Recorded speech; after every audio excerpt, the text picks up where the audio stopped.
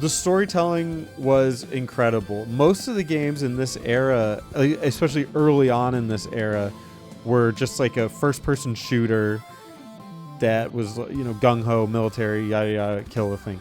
In games prior on console were not so story-focused, except things typically that came from BioWare. And then you had your like RPGs, but those were usually JRPGs. Western RPGs were mainly a PC thing. So the storytelling that went into these games was so crazy for console players. They hadn't really experienced it before. You got to learn about the characters. You got to have these long dialogue trees that you could understand and approach things from ways that you as a player wanted to, not the way the game was railroading you. And that kind of storytelling freedom was huge. And to this day, we're still feeling the effects of that. Now, if you don't have that kind of thing in a game, people are like, what are you doing? The story's terrible. We can't make our own decisions. We can't get what we want from this conversation.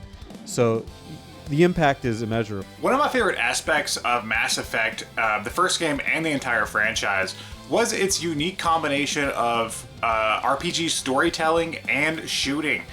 It was a game that I think appealed to players that weren't familiar with RPGs because it looked and played similarly to a third-person shooter, think something like Gears of War, but it still had all of the elements of a BioWare RPG. It still had the storytelling, the choices, it still had the party management, it still had the spell casting, like it had everything that made a BioWare game a BioWare game. It just kind of like wrapped up into a new coat of paint with the third-person shooting.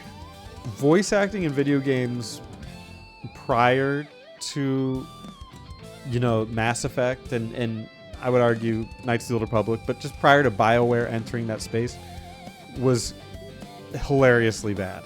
It's almost a meme at this point. Resident Evil and all those games that just had such bad voice acting. Metal Gear Solid, not included. But BioWare really brought it to that next level because of, I would say, the sheer volume of voice acting. Again, dialogue trees let you experience vastly different stories, but using the same dialogue. So now you could ask questions and they would respond in so many different ways that the voice acting was so pivotal and so important. They also got some really big names for it. They got Seth Green, which kids these days don't know who Seth Green is, but he was like a big nerd culture guy back then. He did Robot Chicken, Buffy the Vampire Slayer,